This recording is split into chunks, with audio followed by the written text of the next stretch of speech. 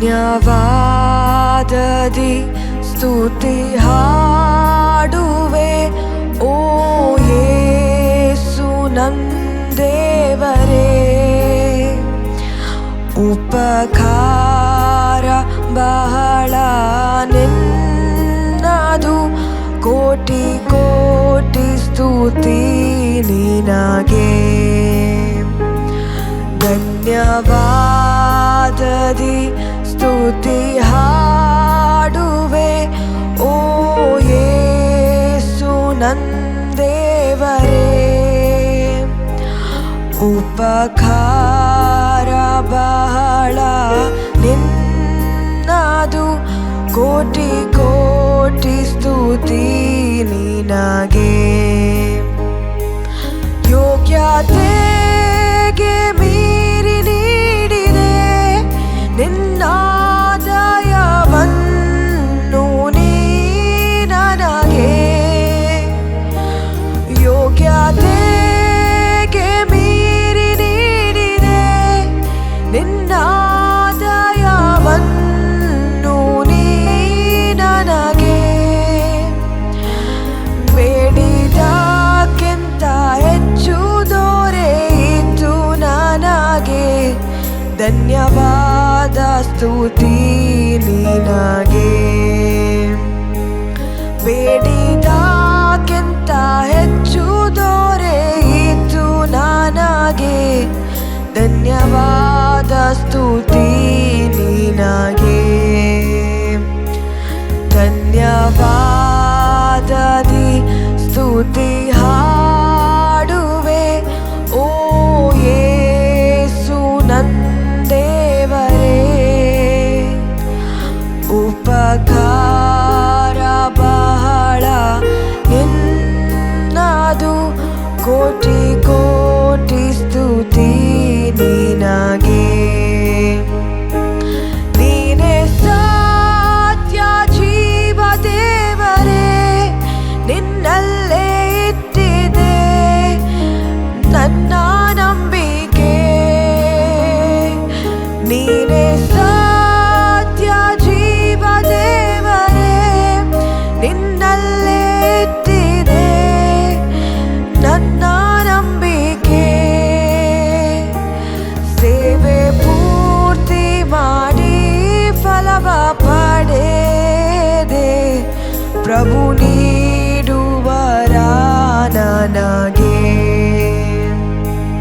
ಸೇವೆ ಪೂರ್ತಿ ಮಾಡಿ ಫಲವ ಪಡೆದೆ, ಪ್ರಭು ನೀಡುವರ ನನಗೆ.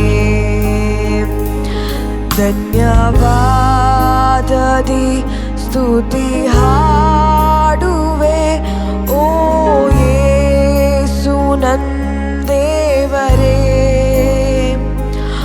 ಉಪಕಾರ ಬಹಳ ನಿನ್ನದು, ಕೋಟಿ ಕೋಟಿ ಸ್ತುತಿ ನಿನಗೆ.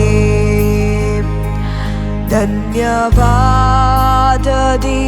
ಸ್ತುತಿ ಹಾಡುವೆ ಓ ಯೇಸು ನಂದೇವರೇ. ಉಪಕಾರ ಬಹಳ ನಿನ್ನದು, ಕೋಟಿ ಕೋಟಿ ಸ್ತುತಿ ನಿನಗೆ. ಕೋಟಿ ಕೋಟಿ ಸ್ತುತಿ ನಿನಗೆ.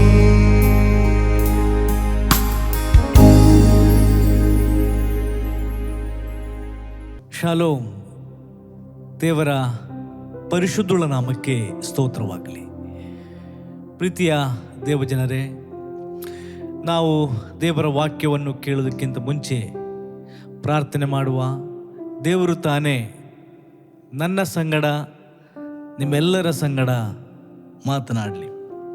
ಇವತ್ತಿನ ಸಂದೇಶದ ಶಿರೋನಾಮ ಹೀಗಿದೆ: ದೇವರು ಹೇಳ್ತಾರೆ, ನನ್ನ ಮಕ್ಕಳು ನನ್ನ ಮಾತನ್ನು ಕೇಳಬೇಕು ಎಂಬುದಾಗಿ. ನಾವು ಪ್ರಾರ್ಥನೆ ಮಾಡುವ. ನಮ್ಮನ್ನು ಬಹಳವಾಗಿ ಪ್ರೀತಿ ಮಾಡುವಂಥ ನಮ್ಮ ಪರಲೋಕದ ತಂದೆಯಾದ ದೇವರೇ, ಈ ಒಂದು ಒಳ್ಳೆಯ ಸಮಯಕ್ಕೋಸ್ಕರ ನಿಮಗೆ ಸ್ತೋತ್ರ ಅಪ್ಪ. ದೇವರೇ, ನೀನು ಬಯಸ್ತಾ ಇದ್ದಿ, ನಿನ್ನ ಮಕ್ಕಳು ನಿನ್ನ ಮಾತನ್ನು ಕೇಳಬೇಕು, ಅದರಂತೆ ನಡೆಯಬೇಕು ಎಂಬುದಾಗಿ. ದೇವರೇ, ಸ್ವಲ್ಪ ಹೊತ್ತು ಈ ವಾಕ್ಯ ಭಾಗವನ್ನು ನಾವು ಧ್ಯಾನ ಮಾಡುವಾಗ ನನ್ನ ಸಂಗಡ, ನಮ್ಮೆಲ್ಲರ ಸಂಗಡ ನೀನು ಮಾತನಾಡು.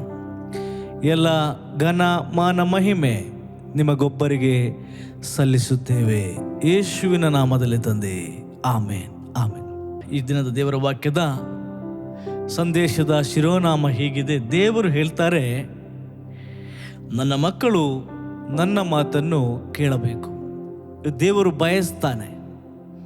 ಅದಕ್ಕೋಸ್ಕರ ಯೋಹಾನನ ಸುವಾರ್ತೆಯಲ್ಲಿ ಕೂಡ ಯೇಸು ಸ್ವಾಮಿ ಹೇಳುವಂಥ ಒಂದು ಮಾತೇನೆಂದರೆ 10ನೇ ಅಧ್ಯಾಯ 27ನೇ ವಚನದಲ್ಲಿ, ನನ್ನ ಕುರಿಗಳು ನನ್ನ ಸ್ವರಕ್ಕೆ ಕಿವಿ ಕೊಡುತ್ತದೆ, ನಾನು ಅವುಗಳನ್ನು ಬಲ್ಲೆನು, ಅವು ನನ್ನ ಹಿಂದೆ ಬರುತ್ತದೆ, ನಾನು ಅವುಗಳಿಗೆ ನಿತ್ಯ ಜೀವವನ್ನು ಕೊಡುತ್ತೇನೆ, ಅವು ಎಂದಿಗೂ ನಾಶವಾಗುವುದೇ ಇಲ್ಲ, ಅವುಗಳನ್ನು ಯಾರೂ ನನ್ನ ಕೈಯೊಳಗಿಂದ ಕಸಕೊಳ್ಳರು ಎಂಬುದಾಗಿ. ಪ್ರೀತಿ ದೇವಜನರೇ, ಇಲ್ಲಿ ವಾಕ್ಯ ಹೇಳ್ತದೆ, ನನ್ನ ಕುರಿಗಳು ಅಥವಾ ನನ್ನ ಮಕ್ಕಳು ನನ್ನ ಸ್ವರಕ್ಕೆ ಕಿವಿ ಕೊಡುತ್ತಾರೆ. ಇವತ್ತು ದೇವರ ಸ್ವರ ಎಂಬುದಾಗಿ ಕೇಳುವಾಗ ಯಾವುದು ದೇವರ ಸ್ವರ, ಎಲ್ಲಿದೆ ದೇವರ ಸ್ವರ ಎಂಬುದಾಗಿ ನೀವು ಒಂದು ವೇಳೆ ಪ್ರಶ್ನೆ ಮಾಡೋದಾದರೆ, ದೇವರ ಸ್ವರ ನಮ್ಮಲ್ಲಿದೆ, ನಮ್ಮ ಕೈಯಲ್ಲಿದೆ. ಆ ದೇವರ ವಾಕ್ಯದಲ್ಲಿ ಆತ ನಮ್ಮ ಸಂಗಡ ಮಾತನಾಡ್ತಾನೆ. ಆ ಸ್ವರ ನಮಗೆ ಕೇಳಿಸಿಕೊಳ್ಬೇಕು. ಕೇಳುವುದು ಮಾತ್ರವಲ್ಲ, ಕೇಳಿ ಆದ ಮೇಲೆ ಅದನ್ನು ಹಿಂಬಾಲಿಸಬೇಕು. ಅದನ್ನು ಇವತ್ತು ಸ್ವಾಮಿ ಹೇಳ್ತಿದ್ದಾರೆ, ನಾನು ಶೆಫರ್ಡ್ ಅಥವಾ ನಾನು ಕುರುಬನು, ನೀವು ಕುರಿಮರಿ. ಕುರುಬನಾದ ನನ್ನ ಸ್ವರಕ್ಕೆ ನೀವು ಕಿವಿ ಕೊಡುವಾಗ ನೀವು ನನ್ನ ಹಿಂದೆ ಬರುತ್ತೀರಿ ಎಂಬುದಾಗಿ ವಾಕ್ಯ ಹೇಳ್ತದೆ. ಯೇಸು ಸ್ವಾಮಿ ಕೂಡ ಬಯಸ್ತಾ ಇದ್ದಾನೆ, ಇವತ್ತು ಕೂಡ ನನ್ನ ಮಕ್ಕಳು ನನ್ನ ಸ್ವರಕ್ಕೆ ಕಿವಿ ಕೊಡಬೇಕು. ಲೋಕದಲ್ಲಿ ತುಂಬ ಸ್ವರಗಳಿದೆ ಪ್ರಿಯರೇ, ತುಂಬ ಸ್ವರಗಳಿದೆ. ಭಾಳ ಸ್ವೀಟ್ ಆಗಿರುವಂಥ ಸ್ವರಗಳಿದೆ, ಬೇರೆ ಬೇರೆ ಸ್ವರಗಳಿದೆ. ಆದರೆ ಇದಕ್ಕೆ ನಾವು ಆಕರ್ಷಿತರಾಗದೆ, ಆ ಸ್ವರವನ್ನು ಕೇಳಿ ಅದರ ಹಿಂದೆ ಹೋಗದೆ, ದೇವರ ಅಥವಾ ಕ್ರಿಸ್ತನ ಸ್ವರವನ್ನು ಕೇಳಿ ದೇವರ ಹಿಂದೆ ಹೋಗಬೇಕು ಎಂಬುದಾಗಿ ಅಲ್ಲಿ ನಾವು ನೋಡುತ್ತೇವೆ. ಪ್ರಿಯರೇ, ಆದಮ ಹವ್ವರು ದೇವರ ಸ್ವರವನ್ನು ಕೇಳುವುದನ್ನು ಬಿಟ್ಟು ಅವರು ಹೊರಗಿನ ಸ್ವರವನ್ನು ಕೇಳ್ತಾರೆ.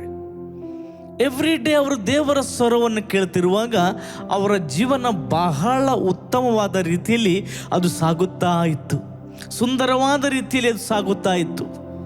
ಅದು ಯಾರು ಇಮೇಜ್ ಮಾಡೋದಕ್ಕಿಂತ ಉತ್ತಮವಾದ ರೀತಿಯಲ್ಲಿ ಅವರ ಜೀವನ ದೇವರು ರೂಪಿಸಿದ್ರು. ಯಾವುದೇ ಕಷ್ಟ ಇಲ್ಲದೆ ಸಂತೋಷವಾಗಿರಬೇಕೆಂಬುದಾಗಿ ದೇವರು ಬಯಸಿ ಎವ್ರಿ ಡೇ ಅವರ ಜೊತೆ ಮಾತನಾಡುತ್ತಾ ಅವರು ಆ ದೇವರಿದ್ದರು. ಇದನ್ನು ಈ ಒಂದು ಆದಮ್ ಹವ್ವರು ಕೂಡ ದೇವರ ಮಾತನ್ನು ಕೇಳುತ್ತಾ ಇದ್ದರು. ಆದರೆ ಒಂದು ದಿನ ಮಾತ್ರ ಅವರು ದೇವರ ಸ್ವರಕ್ಕಿಂತ ಇನ್ನೊಂದು ಸ್ವರವನ್ನು ಅವರು ಕೇಳ್ತಾರೆ. ಆ ಸ್ವರ ಕೇಳಿದಾಗ ಪ್ರಥಮವಾಗಿ ಅವರಿಗೆ ಬಹಳ ಸುಂದರವಾಗಿ ಕೇಳಿತ್ತು. ತದನಂತರ ನಾವು ನೋಡಬಹುದು ಅವರ ಜೀವನ ಕಷ್ಟಕ್ಕೆ ಬಿತ್ತು. ಅವರು ಯಾವ ಸುಖದಲ್ಲಿದ್ದರೂ ಆ ಸುಖದಿಂದ ಅವರು ಹೊರಗೆ ಹಾಕಲ್ಪಟ್ಟರು. ಇವತ್ತು ಕೂಡ ಸ್ವಾಮಿ ಅದಕ್ಕೋಸ್ಕರ ನನ್ನನ್ನು ನಿಮ್ಮನ್ನು ಎಚ್ಚರಿಸೋದಕ್ಕೋಸ್ಕರ ಇವತ್ತು ಈ ದಿನ ಈ ದೇವರ ವಾಕ್ಯದಲ್ಲಿ ನಮಗೆ ಹೇಳ್ತಿದ್ದಾರೆ, ನನ್ನ ಮಕ್ಕಳೇ, ನೀವು ನನ್ನ ಸ್ವರಕ್ಕೆ ಕಿವಿ ಕೊಡ್ರಿ. ಅದಕ್ಕೆ ಇನ್ನೊಂದು ಯೆರೆಮೀಯನ ಪ್ರವಾದನ ಗ್ರಂಥದಲ್ಲಿ ಕೂಡ ಅಲ್ಲಿ ಹೇಳುವಂಥ ಮಾತು, ಇಸ್ರಾಯೇಲ್ ವಂಶದವರೇ, ಯೆಹೋವನು ನಿಮಗೆ ನುಡಿಯುವ ಮಾತನ್ನು ಕೇಳಿರಿ. ನೋಡ್ರಿ, ಯೆಹೋವನು ನಿಮಗೆ ನುಡಿಯುವ ಮಾತನ್ನು ಕೇಳಿರಿ. ಆತ ನಿಮಗೆ ಹೇಳ್ತಾ ಇದ್ದಾನೆ. ಎವ್ರಿ ಡೇ ಆತ ನಮ್ಮನ್ನು ಎಚ್ಚರಿಸ್ತಾ ಇದ್ದಾನೆ. ಎವ್ರಿ ಡೇ ನಮಗೆ ದೇವರ ಶಬ್ದ ನಮ್ಮ ಕಿವಿಗೆ ಬೀಳ್ತಾ ಇದೆ. ಅದು ಬೇರೆ ಬೇರೆ ಜನರ ಮೂಲಕ ಆಗಿರ್ಬೋದು, ದೇವರ ಸೇವಕರ ಮೂಲಕ ಆಗಿರ್ಬೋದು, ಅಥವಾ ನಾವು ನೋಡ್ತೇವೆ ನಮ್ಮ ಮನೆಯಲ್ಲಿರುವಂಥ ಸತ್ಯ ವೇದದ ಮೂಲಕವಾಗಿರ್ಬೋದು. ಅಂತೂ ನಾವು ದೇವರ ಶಬ್ದವನ್ನು ಕೇಳುತ್ತಾ ಇದ್ದೇವೆ. ಆದರೆ ಈ ಲೋಕದಲ್ಲಿ ಬೇರೆ ಬೇರೆ ಶಬ್ದಗಳ ನಡುವೆ ಜೀವನ ಮಾಡುವಂಥ ನಾವು ದೇವರ ಶಬ್ದವನ್ನು ರೆಕಗ್ನೈಸ್ ಮಾಡಲಿಕ್ಕೆ ನಾವು ತಪ್ಪಿದ್ದೇವೆ. ಆದರೆ ಇವತ್ತು ದೇವರು ಎಚ್ಚರಿಸ್ತಾ ಇದ್ದಾನೆ, ನನ್ನ ಮಗಳೇ, ನನ್ನ ಮಗನೇ, ನೀವು ನನ್ನ ಸ್ವರಕ್ಕೆ ಕಿವಿ ಕೊಡ್ರಿ ಎಂಬುದಾಗಿ.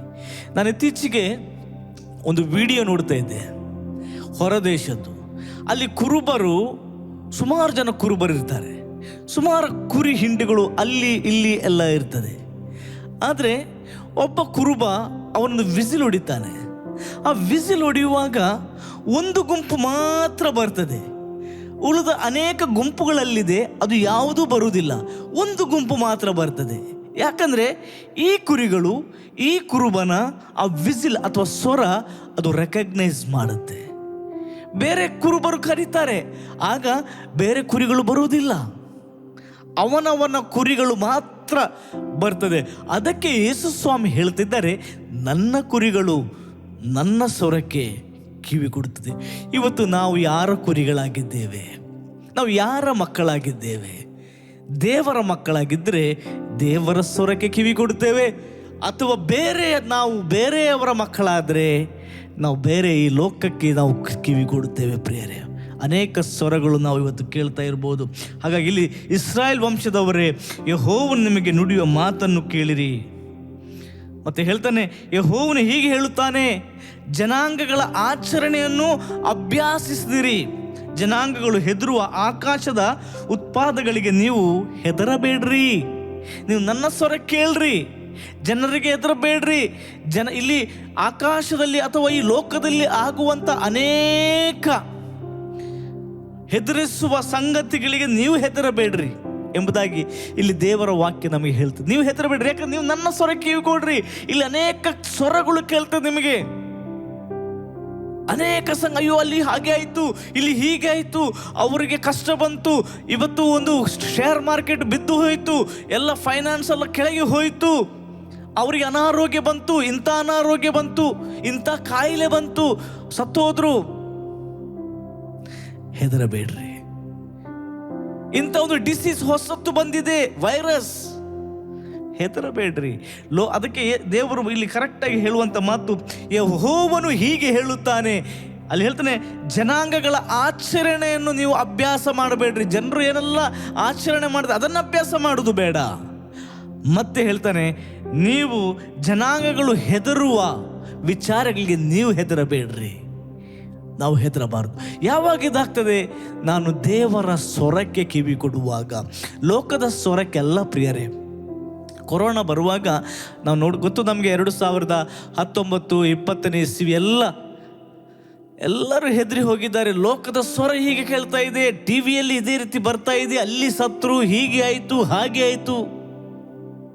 ಅನೇಕರು ಹೆದರಿದವರು ಅನೇಕರು ಸತ್ತು ಹೋದರು. ಪ್ರಿಯರೇ, ಹೆದರಿಕೆ ನಮ್ಮನ್ನು ಸಾವಿನತ್ತ ತೆಗೆದುಕೊಂಡು ಹೋಗ್ತದೆ. ಹೆದರಿಕೆ ನಮ್ಮನ್ನು ಕೆಳಗೆ ಹಾಕಿ ಬಿಡುತ್ತದೆ. ಅದಕ್ಕೆ ದೇವರ ವಾಕ್ಯ ಹೇಳುವಂಥದ್ದು, ನೀವು ಹೆದರಬೇಡ್ರಿ.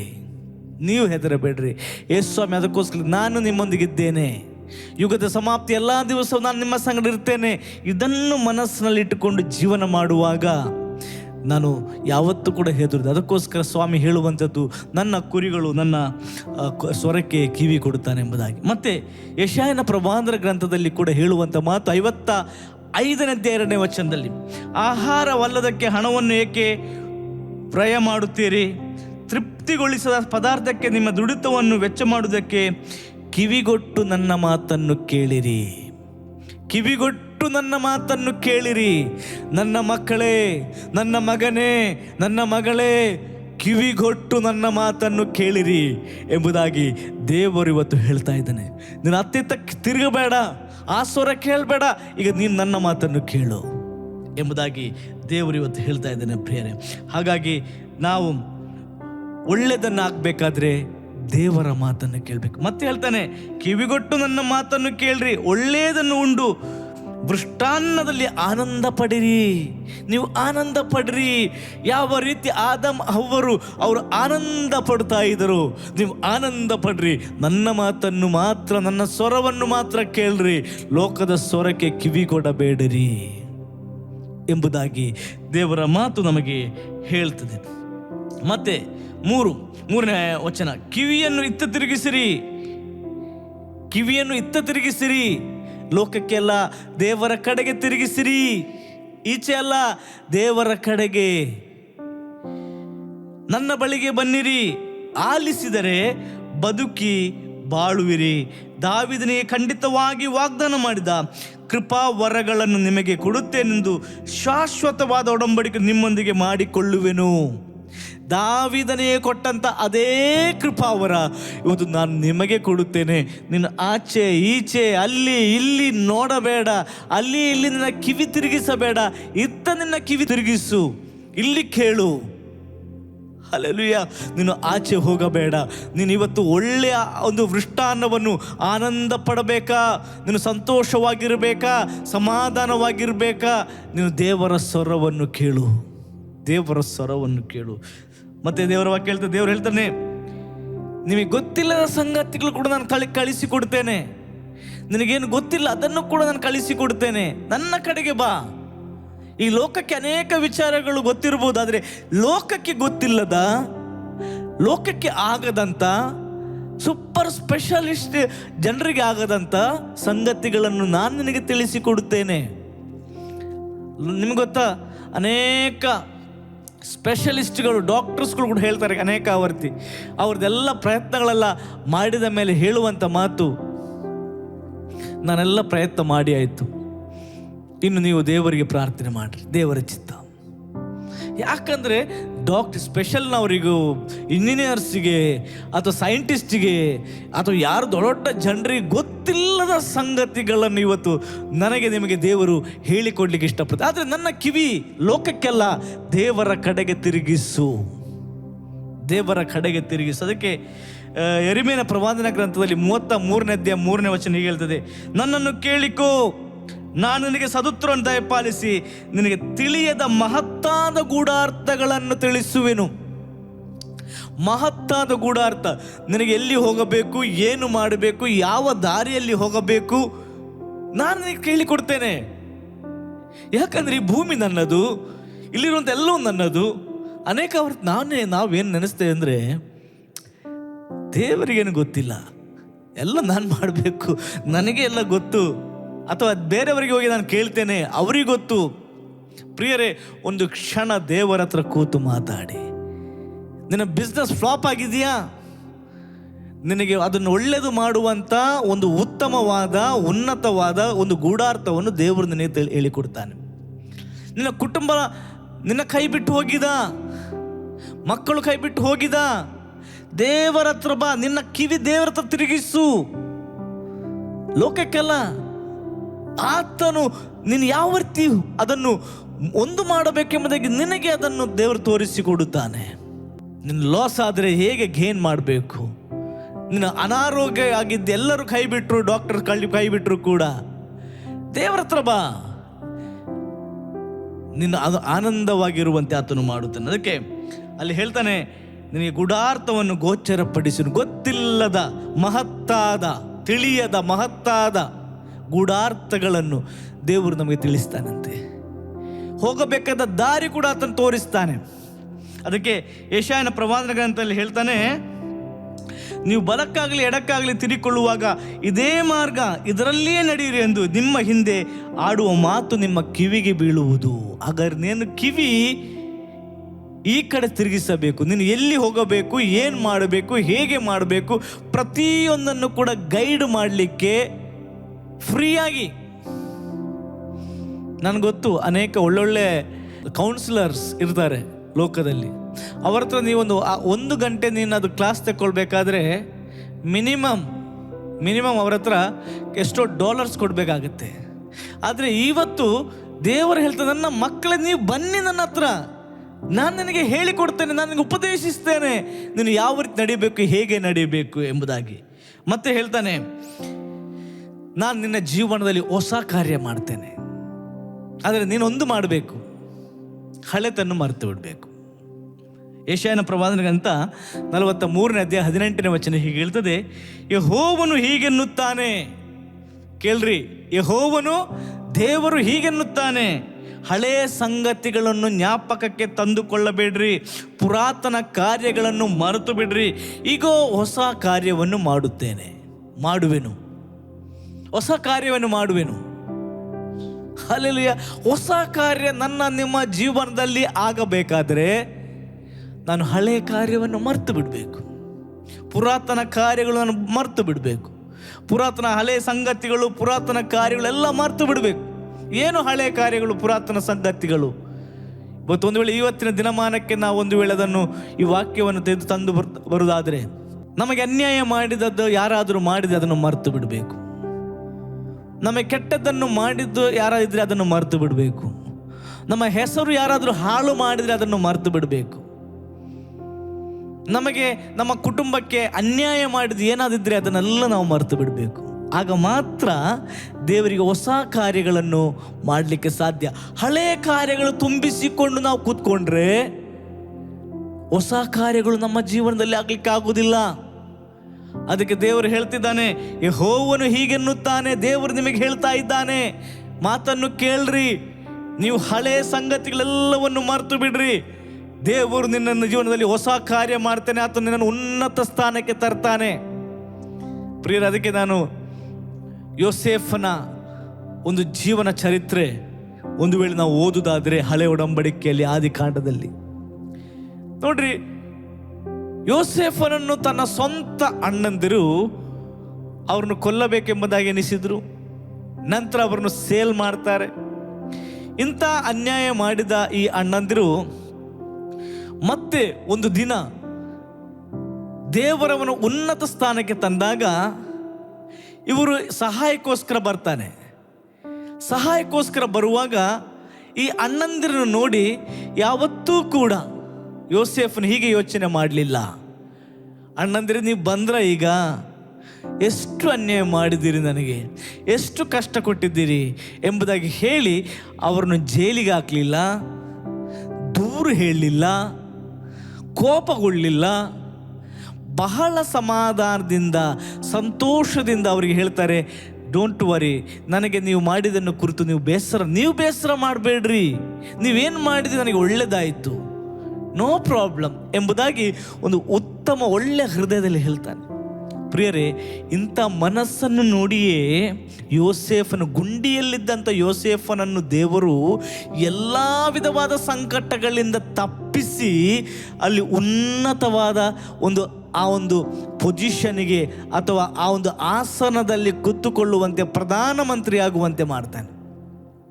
ಇವತ್ತು ನಾನು ನೀವು ಉನ್ನತ ಸ್ಥಾನಕ್ಕೆ ಬರಬೇಕಾದ್ರೆ ನಮಗೆ ಇಂಥ ಮನಸ್ಸು ಬರಬೇಕು. ಅಥವಾ ನಮಗೆ ಅಹಂಕಾರ ಬರಬಾರ್ದು.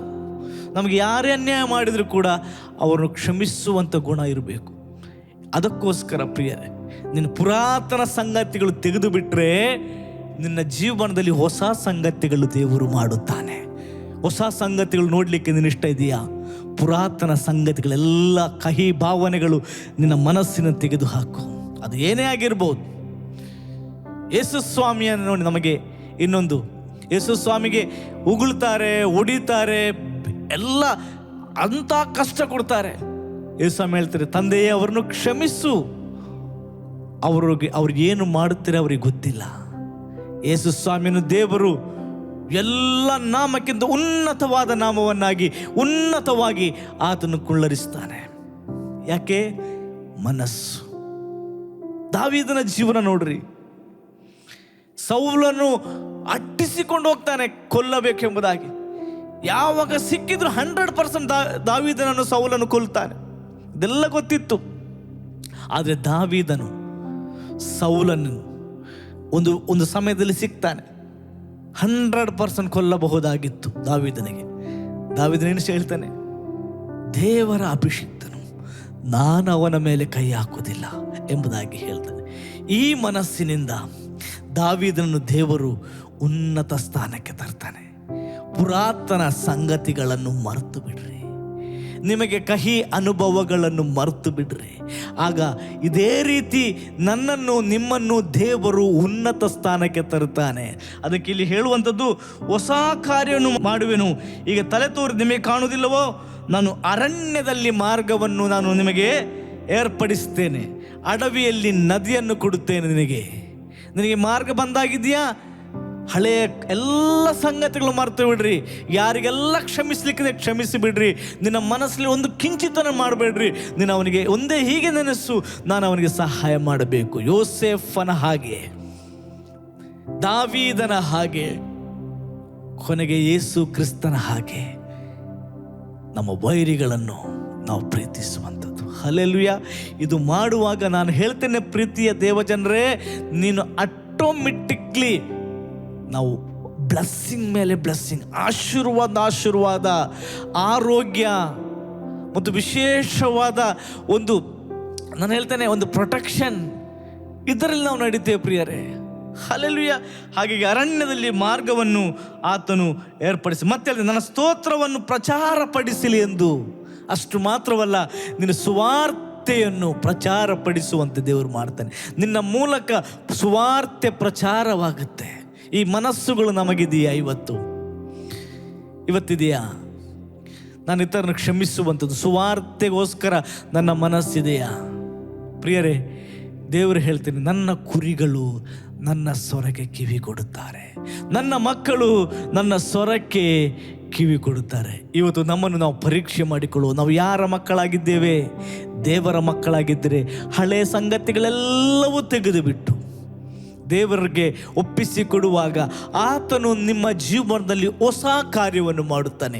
ಈ ಹೊಸ ಕಾರ್ಯ ಏನು ಮಾಡ್ತಾನೆ ಅಂದರೆ, ನಿಮಗೆ ಇನ್ನೂ ತೋರದೇ ಇರುವಂಥ, ಮುಂದಕ್ಕೆ ಹೋಗದೇ ಇರುವಂಥ ಅನೇಕ ಕೆಂಪು ಸಮುದ್ರಗಳು ಅಥವಾ ಏನೇ ದಾರಿ ಇಲ್ಲದಂಥ ಸಂದರ್ಭದಲ್ಲಿ ಅರಣ್ಯದಲ್ಲಿ ದಾರಿಯನ್ನು, ಅಡವಿಯಲ್ಲಿ, ಅಲ್ಲಿ ಹೇಳ್ತಾನೆ, ಅರಣ್ಯದಲ್ಲಿ ದಾರಿಯನ್ನು, ಅಡವಿಯಲ್ಲಿ ನದಿಯನ್ನು ಹರಿಸುವೆನು. ನಿನಗೆ ಆಶೀರ್ವಾದ ಆಗುತ್ತೆ. ಆಶೀರ್ವಾದಕ್ಕೋಸ್ಕರ ವೇಟ್ ಮಾಡ್ತಿದ್ದೀರಾ? ನನ್ನ ಪ್ರೀತಿಯ ಸಹೋದರ ಸಹೋದರಿಯರೇ, ಹಳೇ ಸಂಗತಿಗಳನ್ನು ತೆಗೆದು ಬಿಡ್ರಿ, ಹೊಸ ಸಂಗತಿಗಳನ್ನು ನಿಮ್ಮ ಜೀವನದಲ್ಲಿ ಅಳವಡಿಸಿರಿ. ದೇವರು ಈ ರೀತಿಯಾಗಿ ನಾವು ಮಾಡುವಾಗ ನಮ್ಮ ಜೀವನ ದೊಡ್ಡ ಆಶೀರ್ವಾದವನ್ನು ಕೊಡುತ್ತಾನೆ. ಅದಕ್ಕೆ ಸ್ವಾಮಿ ಹೇಳಿದ್ದು, ನನ್ನ ಕುರಿಗಳು ನನ್ನ ಸ್ವರಕ್ಕೆ ಕಿವಿ ಕೊಡುತ್ತದೆ. ಮತ್ತೆ ಹೇಳ್ತಾನೆ, ಅಷ್ಟು ಮಾತ್ರವಲ್ಲ, ಅವು ನನ್ನ ಹಿಂದೆ ಬರುತ್ತದೆ. ಹಲ್ಲೆಲೂಯಾ. ದೇವರು ಈ ವಾಕ್ಯ ಭಾಗವನ್ನು ಆಶೀರ್ವದಿಸಲಿ. ಈ ವಾಕ್ಯ ನಮ್ಮ ಜೀವನದಲ್ಲಿ ಅಳವಡಿಸಿ ನಾವು ಜೀವಿಸುವ, ಈ ರೀತಿ ಜೀವಿಸಲಿಕ್ಕಾಗುವಂತೆ ನಾವು ದೇವರಲ್ಲಿ ಪ್ರಾರ್ಥನೆ ಮಾಡುವ. ಒಂದು ವೇಳೆ ನಮ್ಮಲ್ಲಿ ಈ ರೀತಿ ಜೀವನ ಮಾಡಲಿಕ್ಕೆ ನಮ್ಮಲ್ಲಿ ಏನಾದರೂ ವೀಕ್ನೆಸ್ಗಳು, ಬಲಹೀನತೆಗಳು ಇರುವುದಾದರೆ ಪವಿತ್ರಾತ್ಮ ದೇವರ ಹತ್ರ ಕೇಳುವ, ಪವಿತ್ರಾತ್ಮನೇ ನನಗೆ ಸಹಾಯ ಮಾಡು, ನನ್ನ ಜೀವನದಲ್ಲಿ ನೀನು ಹೊಸ ಕಾರ್ಯ ಮಾಡು ಎಂಬುದಾಗಿ. ಹಲ್ಲೆಲೂಯಾ. ನಾವು ಪ್ರಾರ್ಥನೆ ಮಾಡುವ. ನಮ್ಮನ್ನು ಬಹಳವಾಗಿ ಪ್ರೀತಿ ಮಾಡುವಂಥ ನಮ್ಮ ಪರಲೋಕದ ತಂದೆಯಾದ ದೇವರೇ, ಈ ಒಂದು ಒಳ್ಳೆಯ ಸಮಯಕ್ಕೋಸ್ಕರ ನಿಮಗೆ ಸ್ತೋತ್ರಪ್ಪ. ತಂದೆ, ನಿನ್ನ ಮಕ್ಕಳಾದ ನಾವು ನಿನ್ನ ಸ್ವರಕ್ಕೆ ಕಿವಿಗೊಟ್ಟು ನಿನ್ನ ಹಿಂದೆ ಬಂದು ಹಳೆಯ ಸಂಗತಿಗಳು, ಕಹಿಯಾದ ಎಲ್ಲ ಸಂಗತಿಗಳು ನಮ್ಮ ಜೀವನದಿಂದ ಸ್ವಾಮಿ ನಾವು ತೆಗೆದು ಹಾಕಿ, ದೇವರೇ ಸ್ವಾಮಿ, ಹೊಸ ಕಾರ್ಯಗಳು ನೀನು ಮಾಡಲಿಕ್ಕಾಗುವಂತೆ ನಿನಗೆ ನಮ್ಮನ್ನು ಅರ್ಪಿಸಿಕೊಡುವಂಥ ಕೃಪೆ ನಮಗೆ ಕೊಡಪ್ಪ. ಒಂದು ವೇಳೆ ನಮಗೆ ಈ ರೀತಿಯಾಗಿ ಜೀವನ ಮಾಡಲಿಕ್ಕೆ ಬಲಹೀನತೆಗಳಿರುವುದಾದರೆ ನಮ್ಮ ಬಲಹೀನತೆಗಳನ್ನು ತೆಗೆದು ಹಾಕು ಸ್ವಾಮಿ. ಕರ್ತನೆ, ಈ ರೀತಿಯಾಗಿ ಎಲ್ಲರನ್ನ ಆಶೀರ್ವದಿಸು, ಯೇಸುವಿನ ನಾಮದಲ್ಲಿ ತಂದೆ. ಆಮೇನ್, ಆಮೇನ್. ಪ್ರೀತಿಯ ದೇವಜನರೇ, ಬಿಗ್ ಜೆ ಟಿವಿಯು ದಿನದ 24 ತಾಸುಗಳ ಕಾಲ ಕನ್ನಡ ಭಾಷೆಯಲ್ಲಿ ಈ ಸುವಾರ್ತೆ ಸೇವೆ ಮಾಡುತ್ತಾ ಇದೆ. ಇದು ಹೇಳಿದ್ದು ಯೇಸು ಸ್ವಾಮಿ. ಯೇಸು ಸ್ವಾಮಿ ಹೇಳ್ತಾರೆ, ಹೋಗಿರಿ ಎಲ್ಲ ಕಡೆಗೆ ನನ್ನ ಸುವಾರ್ತೆಯನ್ನು ಸಾರಿರಿ ಎಂಬುದಾಗಿ. ಒಂದು ವೇಳೆ ಯೇಸುವಿನ ಈ ಸ್ವರ, ಈ ಒಂದು ಮಾತು ನಿಮ್ಮ ಜೀವನದಲ್ಲಿ ಕೈಕೊಂಡು ನಡೆಯಬೇಕಾ? ಒಂದು ವೇಳೆ ನಿಮಗೆ ಒಂದು ಅವಕಾಶ ಇಲ್ಲಿ ಇದೆ, ನೀವು ಮಾಡಬೇಕೆಂಬುದಾಗಿ ಬಯಸುವುದಾದರೆ ಅವಕಾಶ ಇಲ್ಲಿ ಇದೆ. ನೀವು ನಮ್ಮ ಜೊತೆ ಕೈ ಜೋಡಿಸಿರಿ. ನೀವು ಒಟ್ಟಾಗಿ ಕ್ರಿಸ್ತನ ಸುವಾರ್ತೆಯನ್ನು ಆದಷ್ಟು ಬೇಗ ಎಲ್ಲರಿಗೆ ತಲುಪಿಸಲಿಕ್ಕಾಗುವಂತೆ ದೇವರು ನಮಗೆ ಸಹಾಯ ಮಾಡಲಿ. ದೇವರು ನಿಮ್ಮೆಲ್ಲರನ್ನ ಆಶೀರ್ವದಿಸಲಿ. God bless you. ಸುವಾರ್ತೆ ತಲುಪದ